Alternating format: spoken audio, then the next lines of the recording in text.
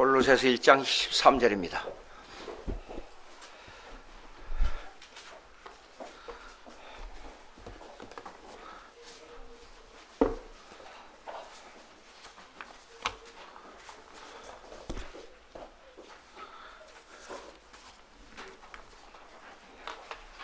골로새서 1장 13절.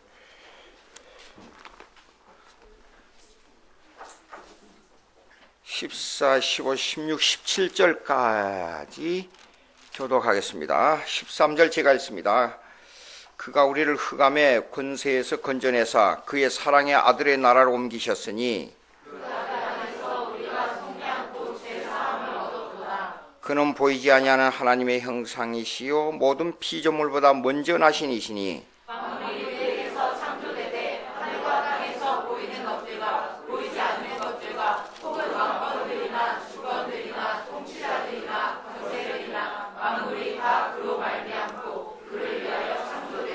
다같이 또한 그가 만물보다 먼저 계시고 만물이 그 안에 함께 섰느니라.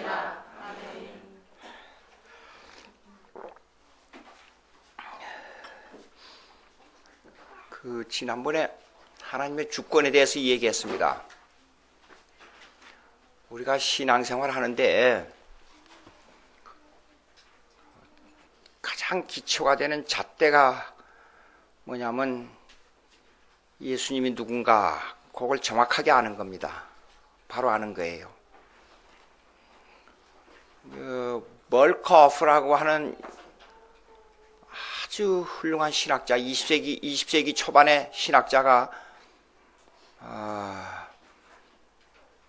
인격적으로 섬기는 것이 기독교이다. 인격적으로. 다른 종교는 감정에 치우치거나 아는데, 철학적인 종교는 아는 데만 치우치고, 그 다음에 의지적으로만 치우치는 것이 불교나 유교입니다. 그런데 지적이며 감성적이며 의지적이며 헌신적이며 이걸 다 인격적으로 포함하고 있는 종교는 기독교밖에 없다. 그런데 맨 처음에 알아야 돼요. 순서는 알아야 됩니다. 그 다음에 감정이 있어야 돼요. 그 다음에 의지의 결단이 있어야 돼요. 이런 것들을 신앙생활에, 전 인격적인 신앙생활에 들어가는 첫째 문이 뭐냐? 예수님이 누구냐 하는 걸 아는 거예요. 근데 여기에 예수님에 대해서 설명했어요, 여기서요. 약간 지금 성경에 나온 순서가 좀 논리적으로, 신학적으로 설명하는데 순서가 조금 뒤바뀐 점이 있지만 성경의 본문에는, 한마디로 지금 오늘 읽은 성경의 본문은 첫째, 예수님이 누구냐 하는 겁니다. 그 다음에 예수님이 누구냐 하는 데 대해서 조금 설명하고 있는 게 그의 피에 관한 문제입니다. 피에. 그 예수를 어떻게 내가 받아들이고 어떻게 됨으로 예수를 어떻게 내가 인식함에 따라서, 지난번에 저지난주엔가 얘기했지만은 피의 언약 속으로 들어오느냐, 즉 가족 속으로 들어오느냐 못 들어오느냐 하는 게 결정나버려요. 결정납니다. 초대교회 가장 이슈가 뭐냐면, 중요한 이슈가 예수님이 직접 제자에게 물었던 너는 나를 누구라 하느냐, 이게 문제였어요. 도대체 예수님이 누구냐, 이 잣대가 뭐냐 하는 문제입니다. 예수님이 누구냐, 예수님을 어떻게 받아들이느냐. 그 다음에 지난주에 설교한 내용은 이렇습니다. 그 예수를 받아들이는 사람이 신앙생활에 있어서 예수님을 어떻게 모시느냐 하는 문제입니다. 예수님을 어떻게 모시느냐 하는 문제는 어떤 사람은 액세서리로 생각해요. 액세서리가 뭡니까? necessity하고 액세서리하고 전혀 달라요. 우리에게 필요한 것은 사실이에요. 액세서리는. 그 다음에 necessity도 필요한 게 사실이에요. 필연적으로 우리가 요구되는 게 있고, 필요할 때만 요구되는 게 있고, 필요 없을 때는 버릴 수도 있는 것이 액세서리예요. 자, 제가 이 옷을 입고 다니고 이렇게 합니다. 근데 이거는 필연적으로 옷을 입고 다녀야 돼요, 이거는. 그렇죠? 근데 여기에다가 조그마한 장식을 달고 다녀요. 그 장식이 꼭 필요합니까? 없어도 되고 있어도 되는 거예요. 이런 장식은 액세서리예요. 근데 옷을 입고 다닌다 하는 것은 필연이에요. 그런데 우리가 예수 그리스도를 필연적으로 주님으로 모시느냐? 주는 그리스도시요 살아계신 하나님의 아들로 어떻게 믿느냐 하는 데서 이제는 생활 속에서, 두 번째 생활 속에서 어떻게 모시고 사느냐, 하나님의 주권으로 들어가는 신앙이 깊은 신앙이라 그랬어요. 섭리적 신앙을 가지란 말은 무슨 말이냐? 즉 내 인격 속에 나를 지배하는 분으로 모시고, 예수님을 모시고 사는 겁니다. 제가 이런 말씀을 드렸어요. 잘 때도 주님의 은혜요, 못 때도 주님의 은혜요. 하나님의 섭리는 내가 생각하는 정반대 방향에서 올 때가 있다고 말이에요. 많은 사람들이 예수 그리스도를, 주는 그리스도시요 살아계신 하나님의 아들입니다 라고 고백은 하는데 그 고백의 척도가 천태만상이에요. 그 고백의 척도가 100만으로 나눈다면 100만 개의 척도가 나타날 수 있단 말입니다. 그 고백의 정도가.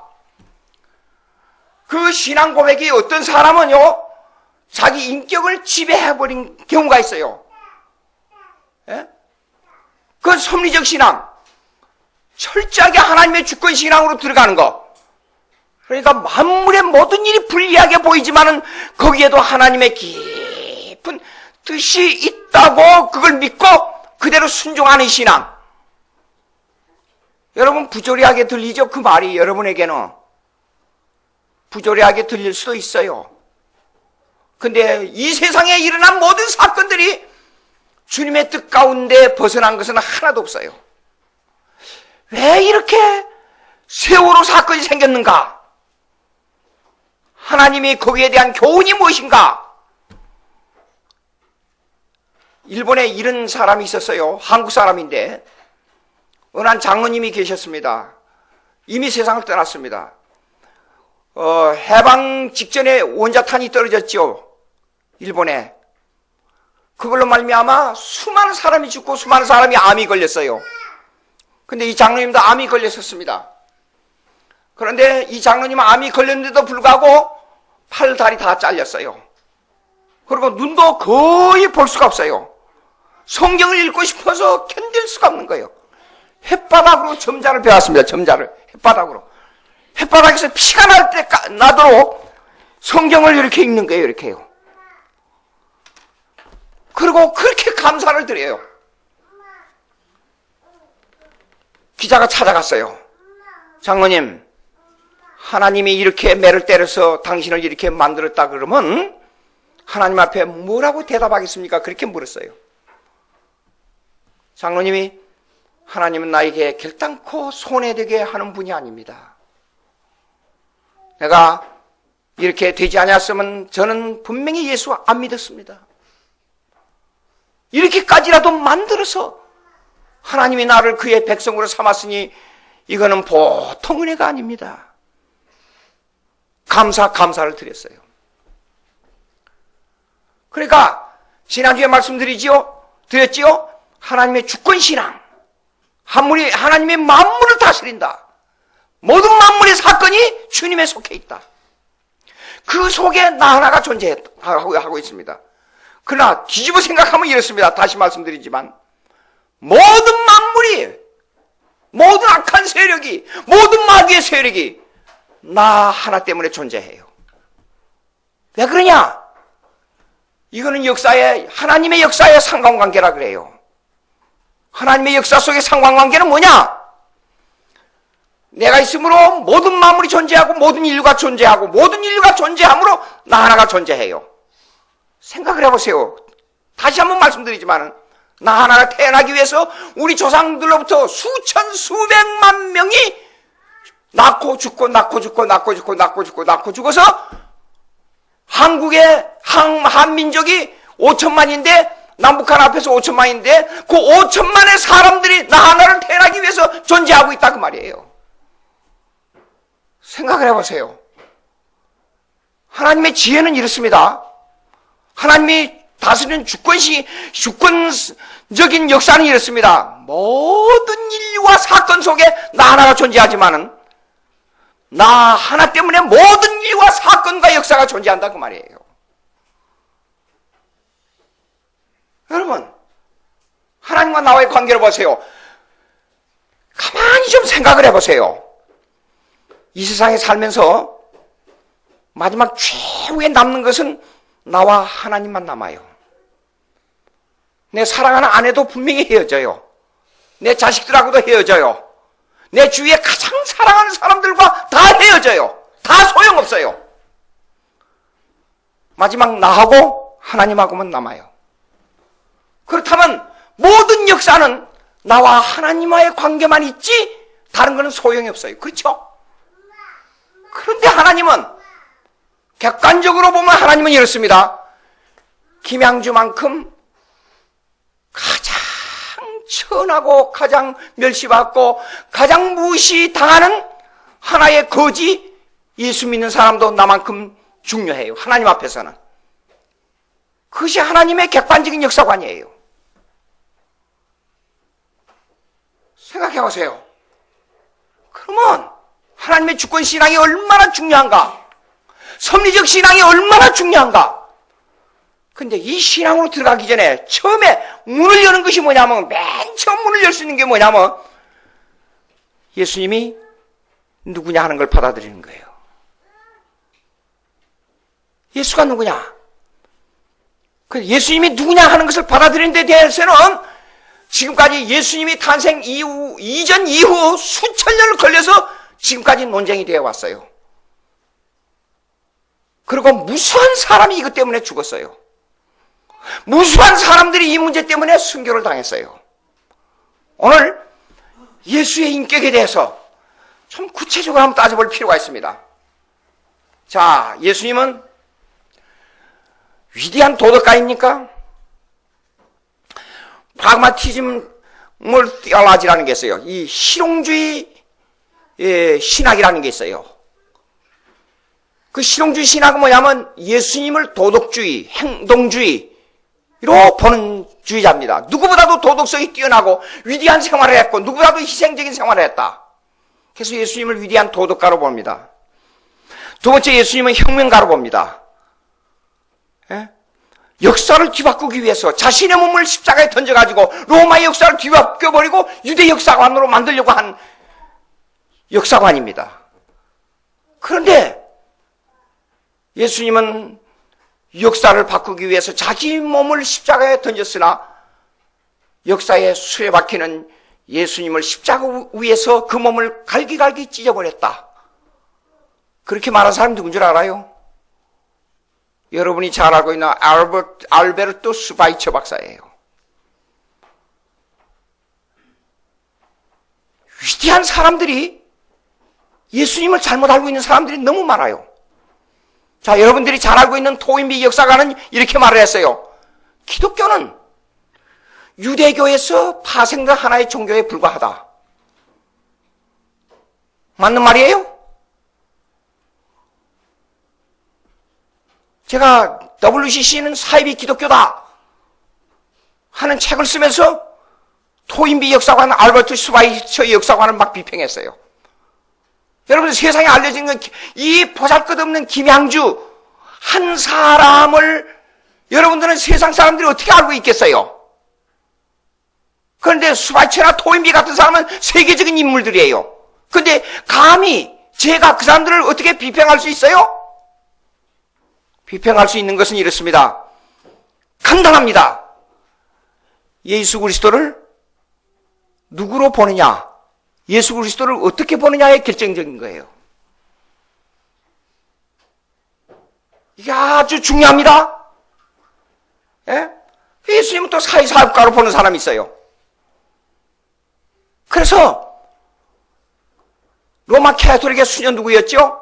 그 유명한, 얼마 전에 세상 떠난 사람. 테레사 수녀, 예수님을 얼마나 존경했는지 몰라요. 근데 그 말 속을 가만히 들여다 기록을 보게 되면 예수님을 사회사업가로 봐요.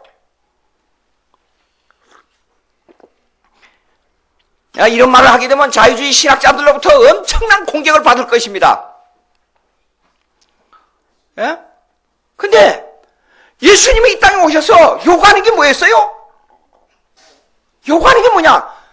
너는 나를 누구로 보느냐 이겁니다. 주는 그리스도시요 살아계신 하나님의 아들의 신앙 고백을 요구한 거란 그 말이에요.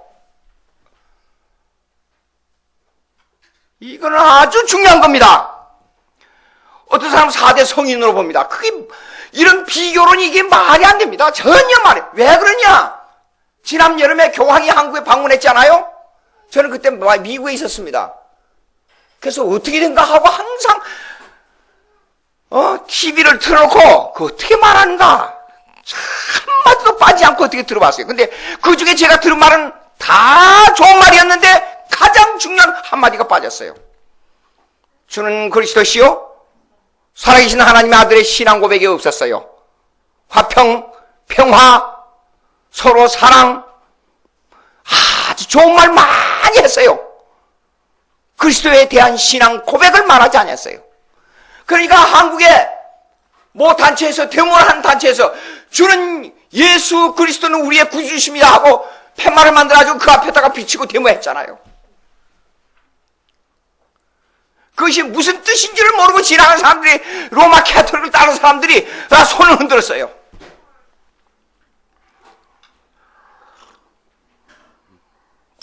왜 유대인들이 예수님을 고소했습니까? 왜 로마 정부에서 예수님을 십자가에 못 박혀 죽였습니까? 예수님을 혁명가 내지 정치가로 봤기 때문에 그래요. 예? 자 보세요. 아주 미묘한 차이인 것 같죠? 예수님은 선한 사람인 줄, 예수님은 죄가 없는 줄 빌라도도 알았습니다. 그런데 왜 십자가에 못 박혀 내버려뒀어요?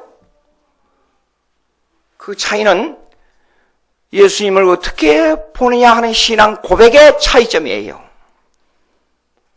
신앙 고백의 차이점이에요.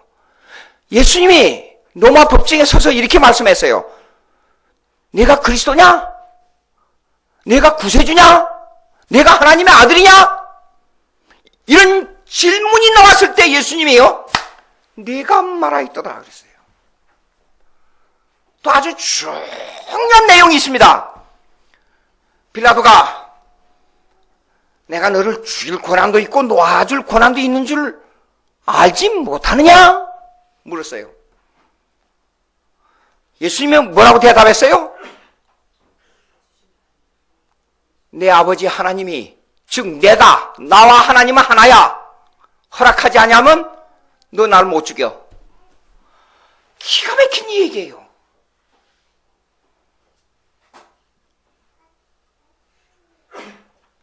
사실상 예수님이 십자가에 못 박혀 죽은 것은 빌라도로 하여금 죽이게 그 마음을 줘가지고 자신을 죽이도록 만든 거예요. 여러분 생각해 보세요. 만물을 다스리는 하나님, 만물을 그의 뜻대로 운행하시는 하나님, 즉 예수님, 이걸 구체적으로 이러한 일들을 그 마음을 주관하고 구체적으로 공작하는 성령님, 이렇게 생각해보면 어떤 문제가 생기느냐? 필연적으로 어떤 문제가 나오냐? 그러면 여러 문제가 나옵니다. 예수님의 인격론이 나오고 삼위일체론이 나올 수밖에 없어요. 그러니까 예수님의 인격을 어떻게 보느냐 하는 문제는 이렇습니다. 예수님의 인격 다르고 그가 행하시는 사역 다르게 아니에요. 예수님은 하나님의 인격으로서 본질적으로 하나님인데, 본체론적으로 하나님인데, 죄 없는 인간의 몸을 취하셔서 눈에 보이는 하나님으로서 그의 하는 일이 그의 인격과 연관이 되어 있다 그 말이에요. 조금 어렵습니다. 하나님의 인격이 예수님의 인격이고 예수님의 인격이 하나님의 인격인데 그 인격이 그의 사역하고 아주 일치되어 있다 그 말이에요. 무슨 말이냐? 예수님이 말씀한 것이 하신 것은 행동하고 100% 일치해요. 예수님이 예언하신 것은 100% 실수 없이 이루어져요. 예수님이 과거를 돌이켜보고 혹시 이렇게 했으면 잘못했을 텐데 이렇게 됐을 것을 그런 거 성경에서 찾아봤어요? 없습니다.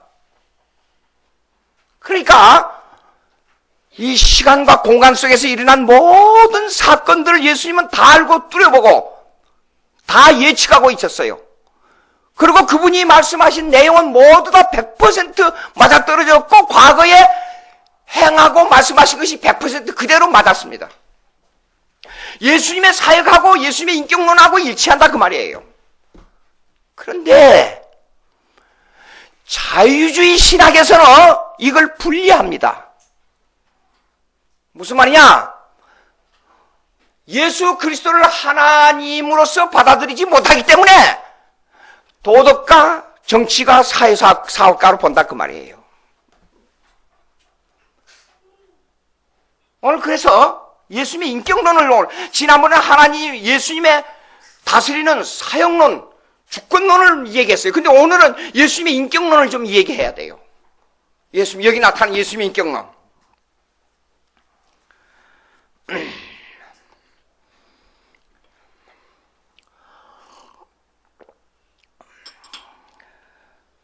14절 한번 읽어보시겠습니다.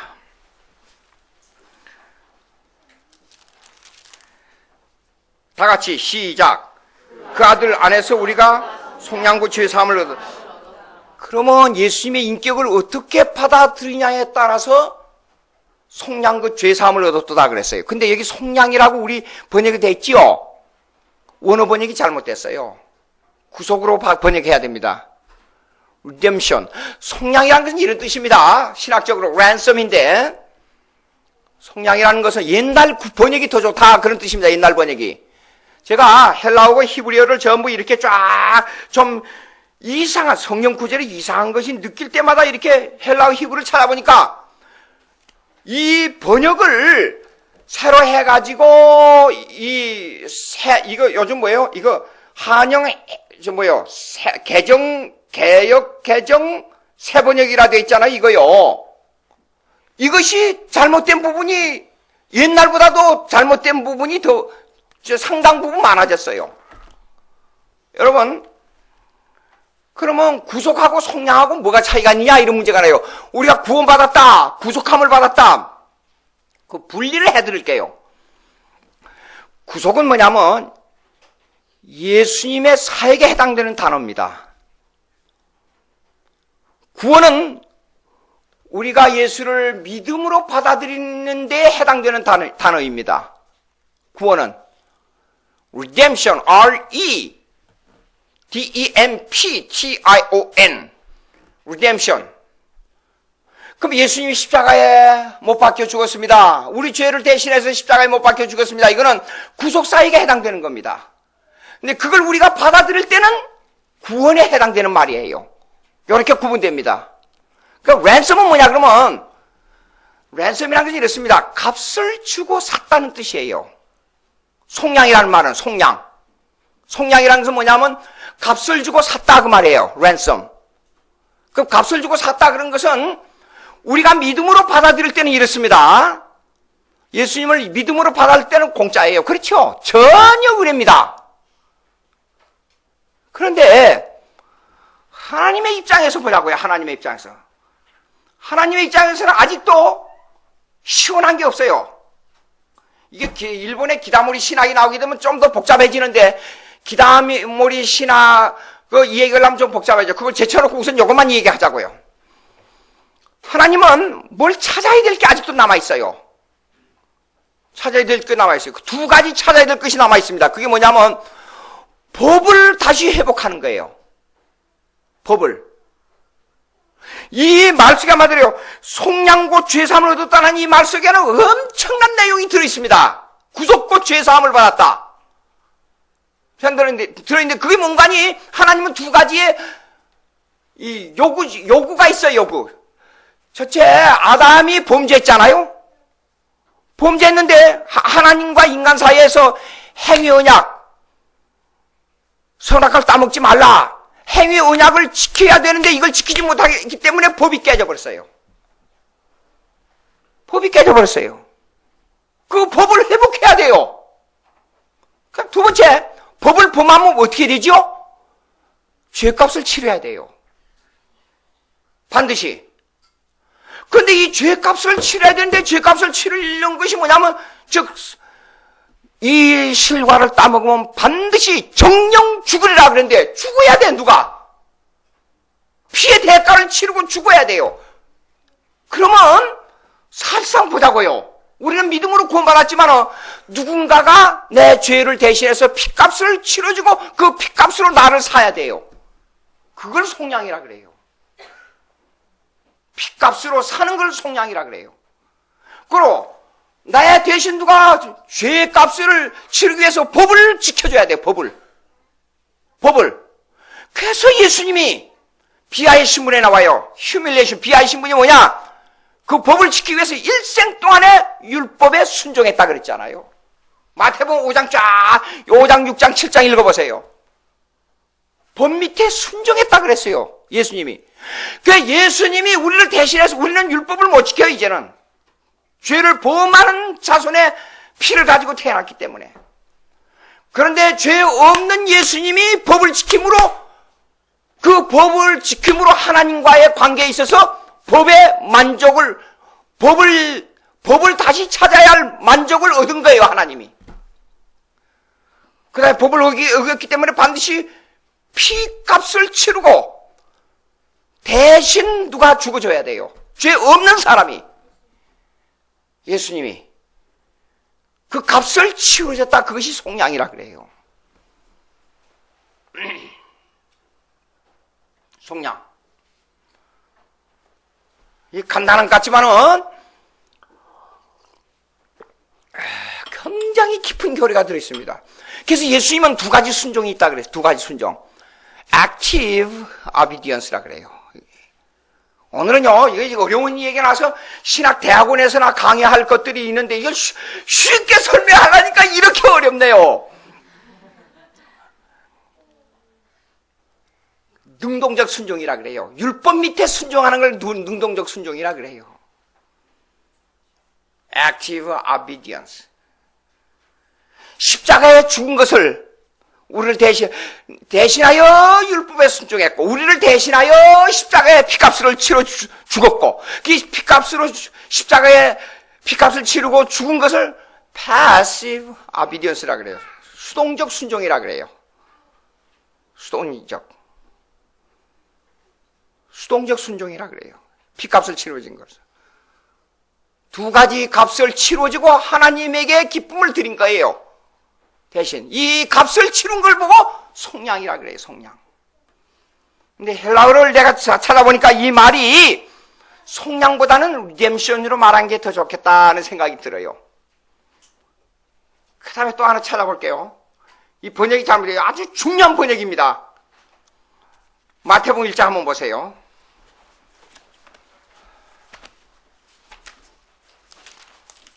(1장) 21절 18절. 가만 잠깐요. 18절 읽어보세요. 1장 18절.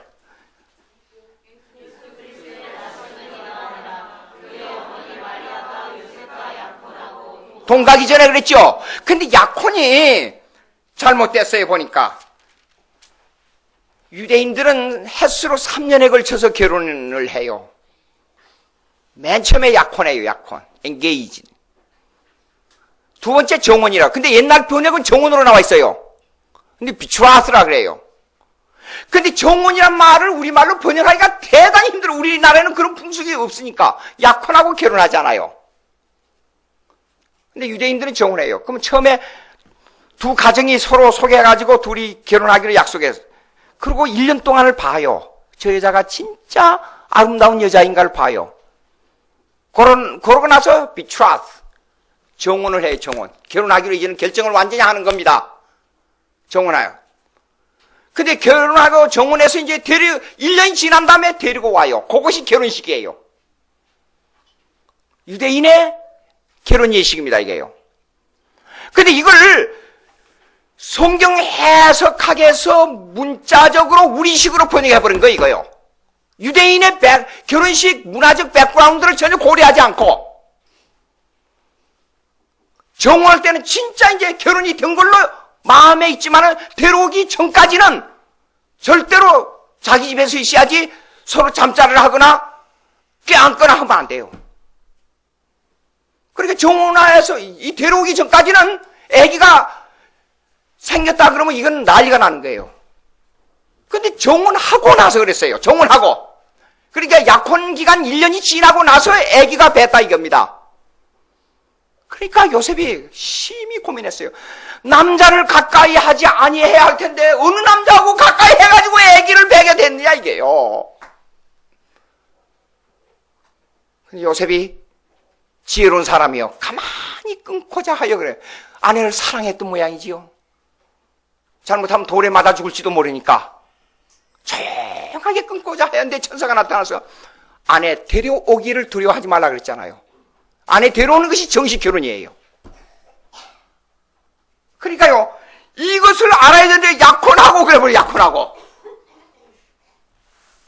이런 것을 이런 내용들이 우리 지금 내 그러니까 성경을 해석할 때 있잖아요. 제가 우리 신대원에서 성경 해석학을 제가 가르치는데 성경을 해석할 때는 반드시 세 가지입니다. 첫째, textual background. 언어적 배경이 있어요, 언어. 우리 한국 사람들 배 그러면 배가 뭘 보고 배라 그래요? 배. 한번 대답을 해봐요, 대답을 배. 어떤 사람은 먹는 과일을 갖다 배라 그래요. 어떤 사람은 바다에 떠다니는 걸 배라 그래요. 어떤 사람은 이걸 보고 배라 그래요. 그렇죠? 그럼 배가 뭐 어떤 거예요? 배가 그냥 배. 그럼 여러분들 이해됩니까? 몰라요. 설명이 필요합니다. 그렇죠? 대답을 정확하게 했습니다. 에? 설명이 필요해요. 근데 미국 말은 보세요. 과일을 갖다 pear. 그 다음에 여기는 stomach. 그 다음에 sheep. 단어가 전혀 발음도 다르고 글자도 다 달라요. 다른데 우리는 배 세 가지 똑같아요. 가만히 들어보면 발음도 똑같아요. 배 그런지 배 그래 버리든지 그 다음에 배 그러든지 그러지 않고 배 똑같아 버려요. 이거는 언어적 배경이에요. 그러니까 성경을 연구할 때는 반드시 언어적 배경을 똑같은 말인데도 말씀 그러면 로고스. 근데 쓰는 경우에 따라서 무지한 차이가 있어요. 말하도 로고스예요. 예수님을 보고 로고스라 그랬어요. 진리를 보고 로고스라 그랬어요. 비잔티움 헬라어로 들어가게 되면 더 많은 양의 로고스라는 말 한마디가 더 많은 뜻을 가지고 있어요. 4세기를 넘어서서 비잔티움에 보면. 그러니까 비잔티움 이후에 헬라어를 가지고 이거 신학대학원에서나 강의하는 건데 이거 우리 가서 어떡하나. 이거요 비잔티움 헬라어를 보게 되면 이거 성경을 해석할 수 없는 단어들이 헬라어가 너무 많이 나와버려요. 어떻게 해결해야 돼요? 그러니까 성경 그래서 이 문제를 해결하기 위해서 당시의 문화적 cultural background, 문화적 배경을 또 연구해야 돼요. 그러니까 이런 것이 연구하지 않으니까 방금 같은 오류가 나오는 성경의 해석이 나와버린다. 해석이 돼버린다 이게요. 약혼하고가 나와버린다 이게요. 예? 자, 그 다음에 또 중요한 게 뭐냐면 교리적 배경이에요. 분명히 이 단어는 기독론을 위해서 쓰여졌는데 성경 문장을 보면 기독론이 안 나오는 게 있어요. 예? 분명히 이거는 구원론의 단어에 해당되는 건데 실제로 이렇게 보게 되면 구원론이 아니에요. 이런 교리적 배경은 대단히 복잡합니다. 그래서 이걸 갖다 아날로기아, out of Christianity, 이걸 유비적 해석을 하는 방법이라는 게 있어요. 유비적.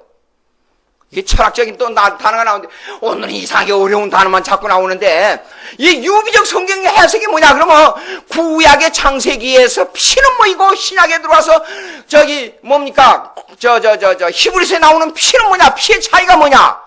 제사직에 관한 거에 문제야 하는 것을 전체적으로 비교 대조해야 돼요. 대단히 어렵습니다. 자, 기독론으로 들어가자고요, 기독론으로. 이런 문제를 가지고 기독론으로 들어가면 예수가 누구냐? 예수가 어떤 분이냐? 예수님은 나와 어떤 상관이 있느냐? 자, 보시오. 예수 믿고 구원 얻었으니까 좋다. 기분 좋다. 내가 지금 죽어도 10년 후에 죽어도 20년, 30년, 40년, 50년, 60년 후에 죽어도 천국 가면 그만이다. 그걸로만 끝납니까, 신앙이? 아니에요. 모 교파에서는 그것만 너무 강조해요. 옛날에 한국교회 얘기해서 미안합니다. 제가 어렸을 때 이런 얘기를 많이 들었어요. 예수 십자가 구원이면 설교는 다 끝나버려. 다른 거 얘기하지 마. 맞습니까? 성경은 그렇게 가르쳐요? 아니에요. 모든 문화관, 모든 삶, 모든 하나님의 주권의식을 다 포함한 신앙으로 들어가야 돼요. 예? 자, 보십시오. 성경은 이렇게 요구하고 있잖아요. 내 마음과 정성과 뜻을 목숨을 다하여 하나님을 사랑하라. 그걸 뭘 포함하고 있습니까? 전 삶이 숨 쉬는 거, 걷는 거, 생각하는 거, 먹는 거, 마시는 거, 전 삶이 하나님과 어떤 관계를 유지하느냐, 그걸 요구하는 거예요.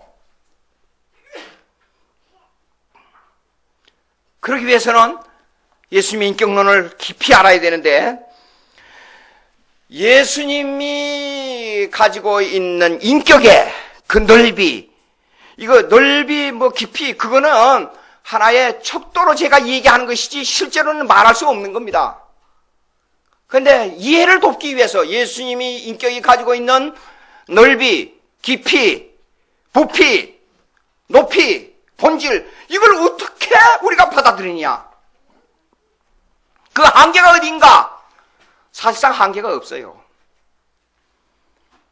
그래서 인격론이 나오는데, 여러분 이거 받았습니다. 오늘 이거 받았죠? 그래서 몇 문까지 있죠? 44문까지입니다.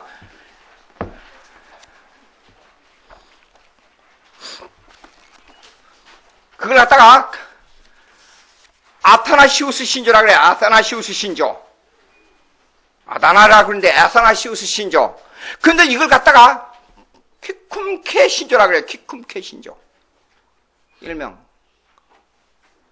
근데 이거는 4세기에 걸쳐서 만들어진 겁니다. 근데 원문은 라틴어로 돼 있어요. 근데 보시겠습니다. 28문 한번 보세요. 28문.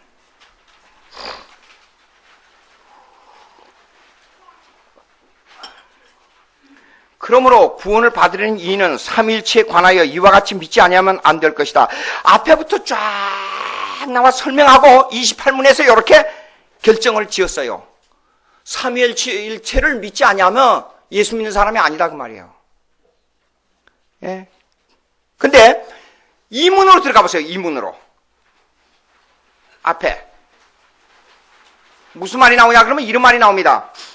누군지 이 신앙을 완전하고 순결하게 지키지 않으면 틀림없이 영원한 멸망을 받을 것이다 그랬어요. 여러분, 예수님의 인격론을 완전한 하나님, 죄 없는 완전한 인간으로 받지 아니하면 영원한 멸망을 받을 것입니다. 또다시 말씀드리겠습니다. 삼일체 하나님 아버지, 아들 하나님, 성령 하나님을 믿지 아니하면 영원한 멸망을 받을 것입니다. 이 신앙 고백은 삼일체론과 이단을 가려내는 가장 중요한 두 가지가 있는데 예수님의 인격론하고 삼일체론이에요.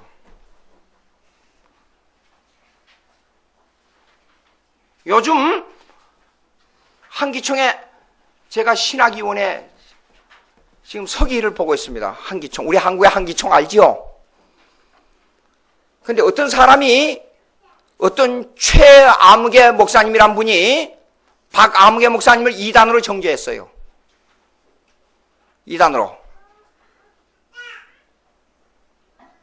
그런데 신학위원회 소리가 올라와서 그걸 조사를 했습니다. 그랬더니 최아무개 목사님이 진짜 이단이고 박아무개 목사님이 이단이 아니에요.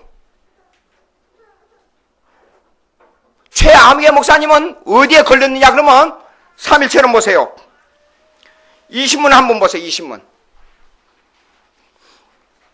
따라서 세 하나님이 계시며 세 분 주님이 계시다는 말은 참 기독교인으로서 금한다 그랬어요. 그렇죠? 근데 이분이 어떤 말 하냐면 하나님 신 있고 따로 있고 예수님 신 따로 있고 성령 신 따로 있다 그랬어요. 그건 완전한 이단입니다. 근데 이 사람이 이분이 박아무개 목사님 이 이단이 박아무개 목사님을 이단으로 정죄했는데 박아무개 목사님은 이렇게 말씀했어요. 기록을 보니까 그분이 써는 책을 보니까 하나님은 오직 한 분뿐이에요. 그런데 인격에 있어 아버지 하나님, 아들 하나님, 성령 하나님이라고 신앙 고백했어요. 그럼 누가 이단이에요? 그렇죠. 박 목사님이란 분은 이단이 아니고 진짜 예수 믿는 사람이에요. 그러니까 진짜 이단이 아닌 사람을 이단으로 정죄했어요. 왜 이런 현상이 한국교회에 벌어지고 있느냐? 그리고 많은 사람들이 박아무개 목사님을 이단으로 알고 있어요, 지금. 내용도 모르고. 그렇기 때문에 여러분들 요거 제가 이거 오래전에 만든 책인데요, 이거요. 개혁주의 신앙고백집이라고요. 예. 왜 상당히 많이 나가고 있어요? 왜냐하면 이런 것을 이것이 4세기에 만들어진 신조는 고대 신조라 그래요. 이 신조가 2000년의 교회사에서 이것이 이단을 정죄하는 바로미터예요, 이거요. 근데 여기 보니까 분명히 그렇게 나와 있어요. 그러면 한국교회가 그렇게 진짜 이단 아닌 사람을 이단으로 정죄했는데도 그것을 그대로 받아들인다는 것은 한국교회가 얼마나 교리상 무식한가를 드러내고 있단 말이에요. 간단한 문제입니다. 에? 역사적으로 2000년 교회를 내려오면서 신앙 고백한 고백서가 여기에 총 집결되어 있어요, 이게요. 내 게 아니에요. 그래서 제가요, 이거 미안합니다. 이거 자꾸 이런 말을 써서 이건 중요한 문제이기 때문에 이 얘기하는 거예요. The Protestant Faith by George Farrell이 지은 이 목사님이 지은 이 책을 많이 참조했어요. 이 고백서를 제가 만들 때요. 책이에요. 근데 여기에 아타나시우스 신조 라틴어와 영문과의 비교를 44개 조항이 라틴어로 그대로 된 걸 내가 입수했어요, 여기에요. 여기에. 자세히 보니까 여기에 대한 내용이 이대로 우리 한국말 번역이 조금 비슷해요. 한국말로 번역할 수 없는 내용들이 조금 있어요. 그래도 여기 이렇게 나와 있어요. 그래서 여기 아타나시우스 신조가요, 44개 조항이 254페이지에 나와요. 그대로. 이게요. 근데, 유럽이나 미국 교회 가면, 이 신조를 굉장히 중요하게 생각해요. 신학의 기본이니까. 근데 한국 교회는 이거 안 가르쳐요, 교회에서요. 문제가 있어요, 문제가. 다행히 회복의 교회에서 이 교리를 가르친다니까 얼마나 내가 기분이 좋은지 몰라요. 에? 자, 이거 봅시다. 몇 문을 한번 보시냐면 31문 보세요. 31문.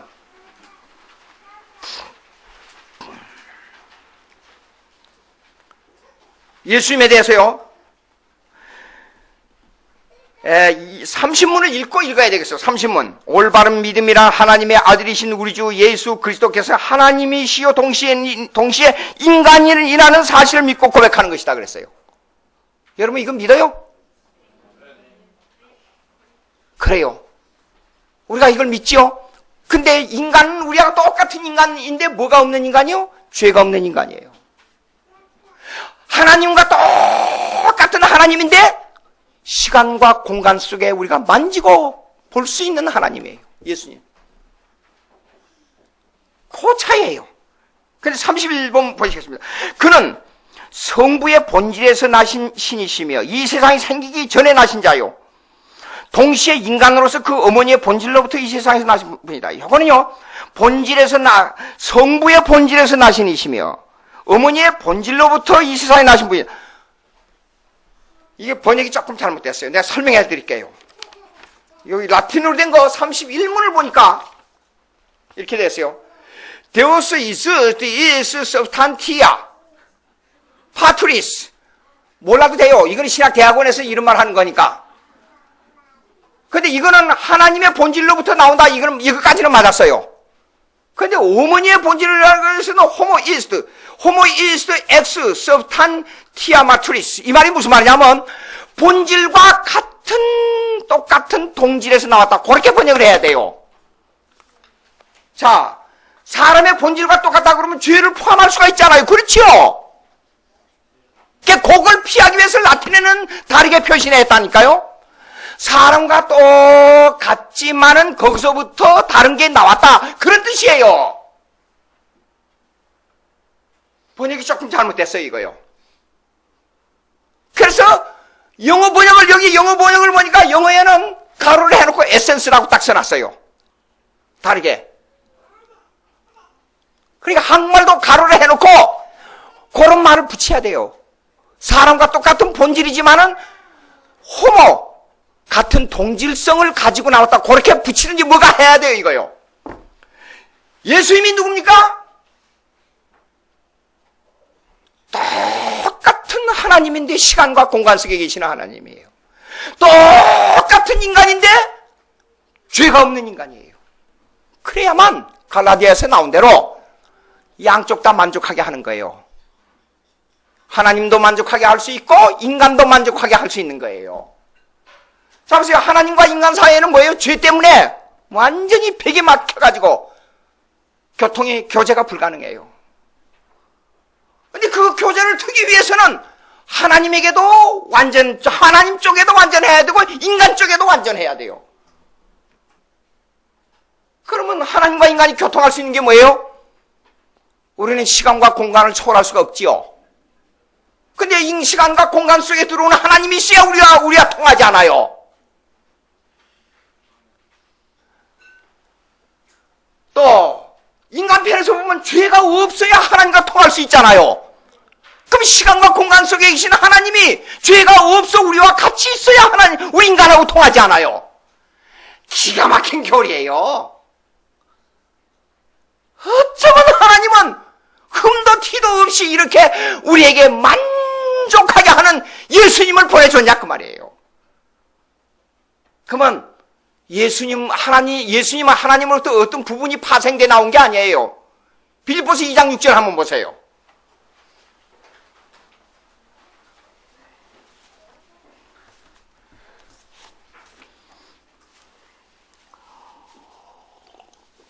빌립보서 2장 6절. 다 같이 시작.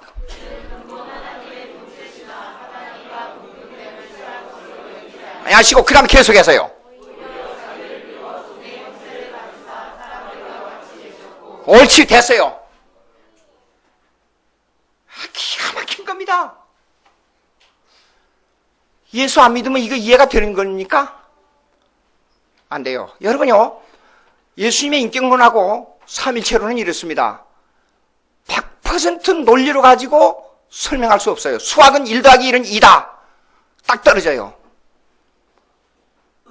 근데 이건 오직 성령이 역사해야, 내 속에서 성령이 역사해야 이걸 받아들여요. 삼일체론이나 기독론의 이성일인격 교리는. 그러니까 내 마음속에서 누가 일을 해야 돼요? 성령이 일을 해야 돼요. 빌립보서 2장 13절, 이 13절 한번 읽어보세요. 내 마음속에 행하시는 이는 하나님이라 그랬어요. 그분이 바로 성령님이에요.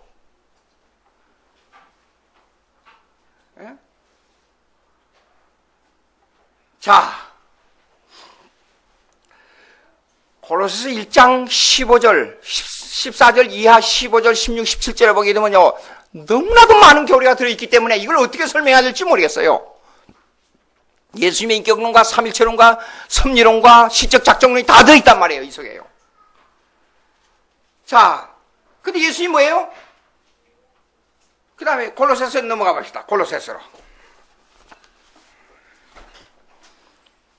요거 여러분 아타나시우스 신조 요거 가지고 집에 가서 자세히 읽어보세요. 얼마나 깊은지 모릅니다. 자세히 읽어보세요. 꼭 읽어보시고, 아까 우리 김민호 목사님이 요 책을 이거 몇 년도에 산 1991년도인가 언제가 샀어요. 제가 미국에서 가르치기 위해서 샀는데 요 책 번역됐냐고 물어봐요. 자꾸만요. 여기 영문학과 졸업한 사람 번역해가지고 저한테 주세요. 그러면 내가 신학적으로 그걸 한번 교정할 줄 테니까. 내가 시간이 없어서 번역을 못해요. 교정해 줄 테니까 이거 한번 생각해 봐요. 여기 영문학과 출신 있어요? 예.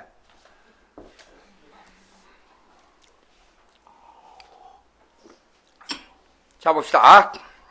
골로새서 1장으로 한번 내려가 봅시다. 골로새서 1장.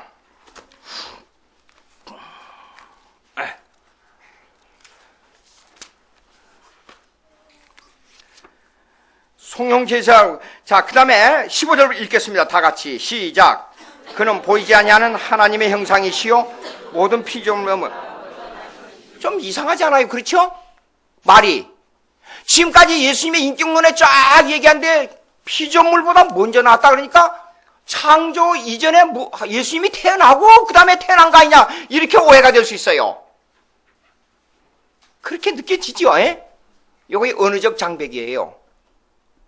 근데 먼저 나와신 이는 예수님이 하나님이 인간처럼 나와가지고 예수님을 보낸 게 아니라 예수님의 본체가 아버지로부터 보내졌다 그런 뜻이에요. 예수님은. 그럼 먼저 난다는 말이 무슨 말이냐? 이걸 이해하려면 시간론을 해야 돼요. 시간론의 철학은 대단히 어렵습니다. 이것도 또 간단히 설명하려니까 어렵네. 시간론은 주로 세 가지가 있어요. 철학에서 말하는 시간론은. 리니어, 라인이란 뜻에서 나온 말입니다. 시간은 라인처럼 쭉 흘러가다가 끝난다 그런 뜻이에요. 그 다음에 서클, 다시 회복해 돌아온다. 하루가 지나면 또 하루가 돌아오고 하루가 지나면 또 작년에 갔던 겨울이 또 아니 작년에 갔던 각설이 또 왔네 하는 식으로 하루가 지나면 또 하루가 돌아오고 44칠 지나면 다 44칠 돌아 계속 돈다. 끝이 없이 돌아만 간다. 이 서클, 이 회전은 동양 사상이 많습니다. 그러나 라인으로 간다는 건 서양 철학 사상이 많아요. 근데 성경은 창조와 종말을 시간이라 그래요. 성경은 시간을 창조하고 끝이 올 때는 예수님이 재림하는 것이 종말이 시간의 끝입니다. 그러면 시간을 단위적으로 나누기 위해서 하나님의 창조가 시작된 거예요. 하루가 지나고 밤이 되고 낮이 오매. 그런데 이 시간은 하나님 앞에서는 이렇습니다. 우리는 시간을 단위적으로 몇 년, 몇 시간, 44철 이렇게 나누는데 하나님 앞에서는 무시간이에요. 왜 그러냐? 성경이 이렇게 말씀하고 있어요. 하루가 천년 같고 천년이 하루 같은 이 사실을 잊지 마라 그랬어요. 너희가 시간이 단위적으로 지나가지만 사실은 이거는 무시간 속에 점 하나 찍어놓은 거에 불과하다 그런 뜻이에요. 제가 철학적으로 말해서 시간론을 말할 때는 1947년에 태어난 사람 그렇게 말해요. 근데 하나님 앞에서는 나는 이미 이 세상이 만들어지기 전에 태어난 사람이에요. 왜냐? 시간적으로 언제 태어날 걸 알고 하나님은 창세 전에 나를 이미 예정해 놨어요. 창세 만들어지기, 세상이 만들어지기 전에. 여러분, 왜 이 말씀을 드리냐면 잘 생각하세요. 현재가 있어요? 현재 있습니까? 없습니까? 미래, 과거, 현재, 미래 그렇게 말하죠? 그러나 사실상 하나님 앞에서 시간론으로 따져도 현재는 없습니다. 무슨 말이에요? 내가 현재라고 말하는 이 순간 지나가 버리고 영원히 과거와 미래만 존재해요. 잘 생각해 봐요.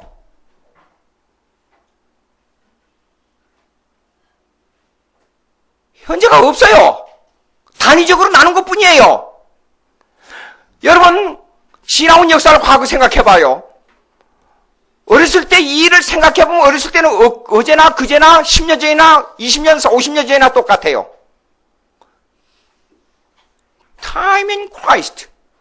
시간과 그리스도라는 Christ and Time, 그리스도와 시간이라는 아스과 쿠만이 지은 시간론이 있습니다. 시간론. 그 시간론은 자유주의 신학자예요. 기독론 중심으로 시간론을 말했어요.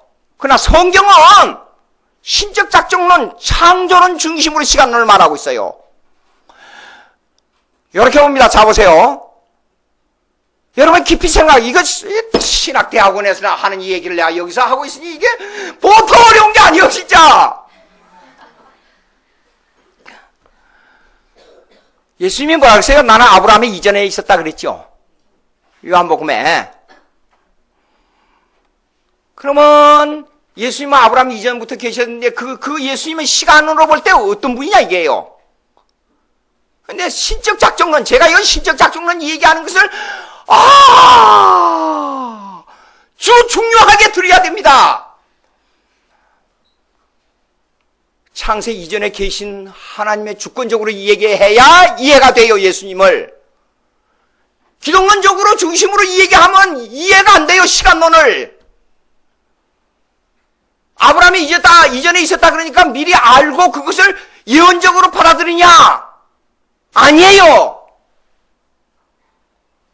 예수님은 창세 이전에 삼일체 하나님으로서 존재했다고 말이에요. 삼일체 하나님이 하나님의 뜻을 가지고 있었다고 말이에요. 그러니까 창조에서 종말은요, 영원에서 영원의 중간에 잠깐 점 하나 찍어온 것처럼 들어오는 것뿐이 없어요. 왜냐? 수억 년이 지나고 수천 년이 지나고 수만 년이 지나고 결국은 창세 이전에 하나님의 계획이 영원으로 이어질 때는 종말에 가면 시간은 싹 없어져 버려요.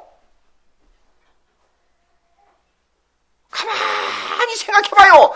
성경대로 얘기하는 겁니다, 지금. 왜? 성경에서 하루가 천년 같고 천년이 하루 같은 이 사실을 있지만, 그리고 종말을 준비하라 그랬잖아요, 종말을. 예? 이 시간론에 대한 문제는요, 헬라 철학에서 아주 심각하게 다뤘던 겁니다. 헬라 철학에서. 근데 성경에 이것을 깰 수 있고, 이런 세상적인 시간론, 단위적 시간론을 깰 수 있는 신앙과는 오직 성경에 신적 작정론밖에 없어요. 여러분, 여기 앉아 계시죠, 지금. 시간 속에, 시공간 속에 앉아 계시죠. 예수님도 이 땅에 오실 때 시간과 공간 속에 오셨어요. 근데 2000년 전에 죽었다가 부활하신 예수님의 시간과 공간 속이나, 지금 여러분이 여기 앉아 있는 시간과 공간 속이나 똑같다 그 말이에요. 무슨 말이에요? 똑같다는 의미는 시간을 지배하는 예수님이 주인이란 뜻인데, 창세 이전에 이것이 계획 안에 있었다 그 말이에요. 시간과 공간 속에서 일어날 사건이, 예수님이 십자가에 죽었다가 다시 부활할 수 있는 사건은, 부활하는 사건은 시간 이전에, 창세 이전에 삼일체 하나님의 계획 속에 있었고, 나도 서 있는 여기가 그 계획 속에 있어요. 계획으로 볼 때 무시간 속에서 이루어질 프로젝트, 하나님의 계획 속에 있었기 때문에 사실상 무시간이에요. 하늘나라에 가면 여러분 무시간 속으로 들어가 버려요. 영원 속으로 들어가 버려요. 하늘나라에 가면 시간의 연속으로 생각해요? 아니에요. 시간을 초월한 영원으로 들어간다 그 말이에요. 어떤 사람은 눈이 동그래가지고 귀잘 이렇게 듣고 있고, 어떤 사람은 저게 어려운데 무슨 뜻인가 그렇게 듣고 있네 보니까. 여러분, 시편 9편 4절부터 5절 한번 보세요. 시편 9편 4절부터 5절.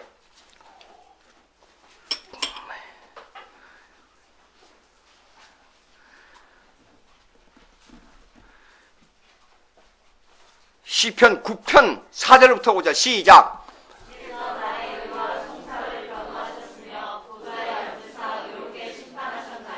옳지. 계속.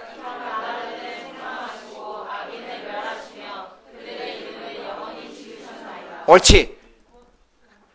이 구절을 잘 생각해봐요.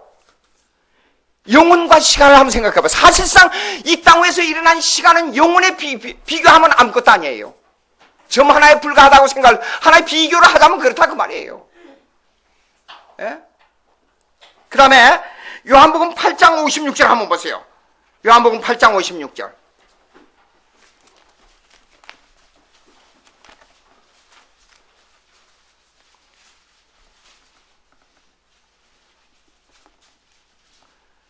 다 같이 읽으십시다. 시작.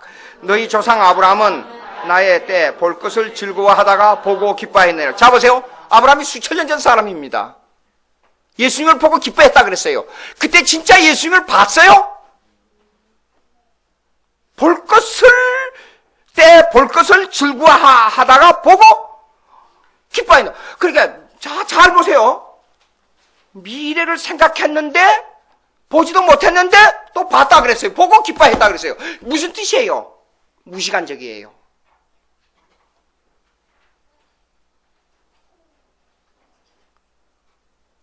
지금 여러분들이 천국을 기리고 있죠? 하늘나라에 가면 어떤 좋은 일이 벌어질까 하고 기대하고 있죠? 그런데 그거는 미래적으로 생각하고 있어요, 여러분들. 그렇죠? 그러나 하나님의 시간적으로 볼 때는 이미 천국이 여러분 마음속에 와 있어요. 이해가 되는지 모르겠네요. 예수님 먼저 나신 자라 하는 것은 시간적으로 먼저 났다는 말이 아니고 논리적 순서로 모든 만물의 시초요, 모든 만물의 으뜸이요, 모든 만물의 원인이라는 뜻이에요. 시간적으로 먼저 났다는 말은 성경적으로 맞지 않는 말입니다. 사실상 하나님의 입장에 이거 단어 하나이지만 이거는 간단한 문제가 아닙니다. 여러분 깊이 생각하세요.